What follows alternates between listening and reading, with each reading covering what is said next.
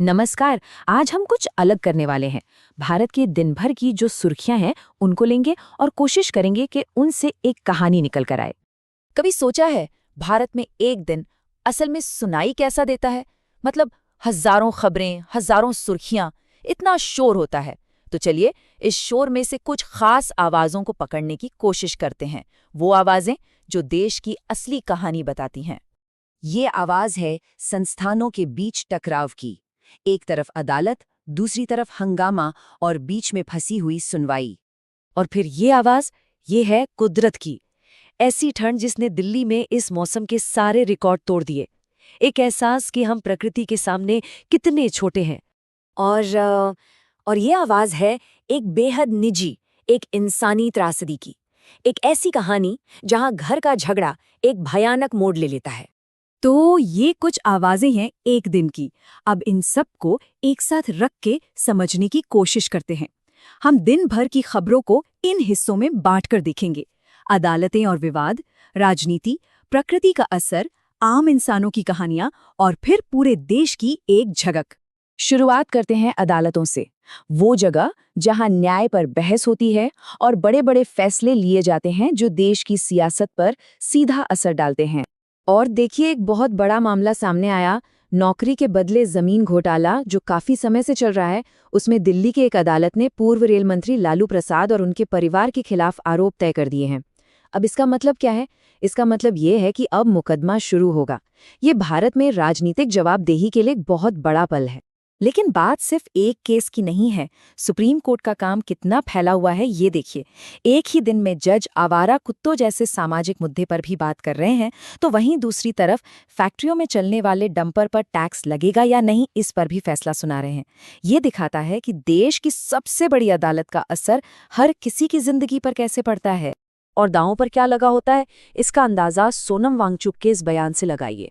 एक जाने माने इनोवेटर जिन्हें 30 राष्ट्र निर्माण पुरस्कार मिले हैं, वो सुप्रीम कोर्ट में कह रहे हैं कि उन्हें एक अपराधी की तरह पेश किया जा रहा है।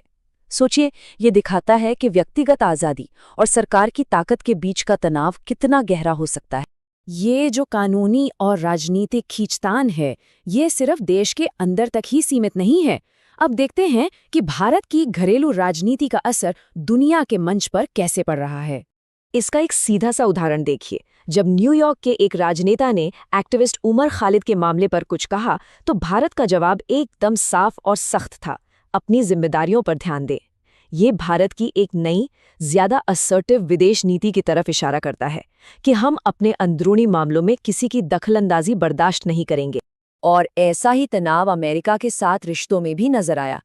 ट्रंप के एक पुराने सहयोगी ने दावा किया कि पीएम मोदी का एक फोन ना करने की वजह से ट्रेड डील अटक गई थी। भारत ने इस बात को गलत बताकर खारिज कर दिया। इससे पता चलता है कि दुनिया के दो सबसे बड़े लोकतंत्रों के बीच भी रिश्ते कितने नाजुक हो सकते हैं। तो ये तो थी राजनीति की बात, लेकिन इन सबसे परे एक और ताकत थी जो पूरे देश पर असर डाल रही थी, और वो थी प्रकृति। चलिए अब देखते हैं कि कैसे मौसम ने दिन की सबसे बड़ी सुर्खियां बनाई। ये एक नंबर, बस यही पूरी कहानी कह देता है। 4.2 डिग्री सेल्सियस, दिल्ली में इस सीजन की सबसे ठंडी सुबह। ये सिर्फ एक आंकड़ा नहीं है, ये उन लाखों लोगों के लिए एक असल चुनौती थी जिससे जिंदगी की रफ्तार पर ब्रेक लग गया था।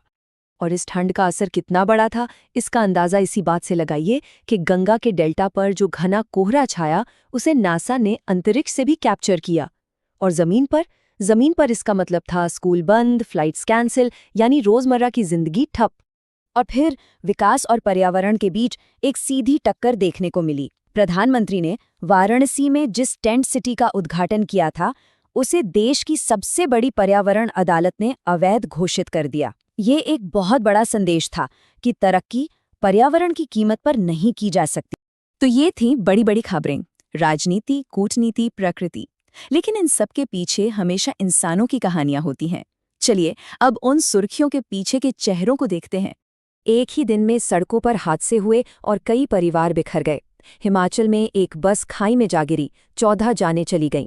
वहीं इंदौर में हुए एक एक्सीडेंट में 3 लोगों की मौत हो गई, जिनमें एक पूर्व मंत्री की बेटी भी शामिल थी। ये आंकड़े हमें याद दिलाते हैं कि हर दिन का सफर कितना अप्रत्याशित हो सकता है। कभी कभी तो एक लाइन ही पूरी कहानी कह जाती है।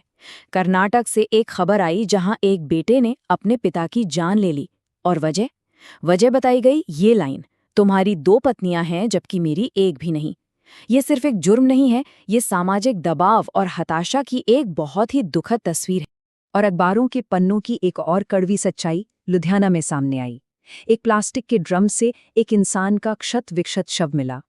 ये खबरें हमें याद दिलाती हैं कि सुर्खियों के पीछे अक्सर कितनी भयानक और अनकही कहानियां छिपी होती हैं। तो हमने अदालतें देखीं, राजनीति की चालें समझीं, प्रकृति का असर देखा और व्यक्तिगत त्रासदियों को भी जाना। लेकिन एक देश की कहानी सिर्फ कुछ विषयों तक सिमटकर नहीं रह सकती। तो चलिए आखिर में देखते हैं कि इस दिन भारत की बड़ी तस्वीर में और क्या-क्या हो रहा था। क्योंकि देखिए, उसी एक दिन में देश आने वाले बजट की तैयारी भी कर रहा था। इसरो अपने अगले स्पेस मिशन की प्लानिंग में लगा था। समाज में जंगलों को बचाने के कानून पर जोरदार बहस चल रही थी और कूटनीति के स्तर पर भी बहुत कुछ हो रहा था।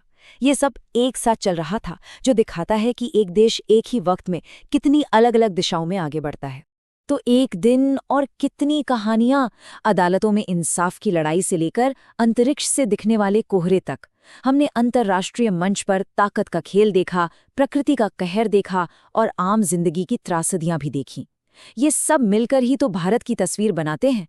तो सवाल यही है कि संघर्ष, त्रासदी और तरक्की का ये जो रोज का ताना बाना है, ये एक देश की पहचान को आखिर कैसे गढ़ता है।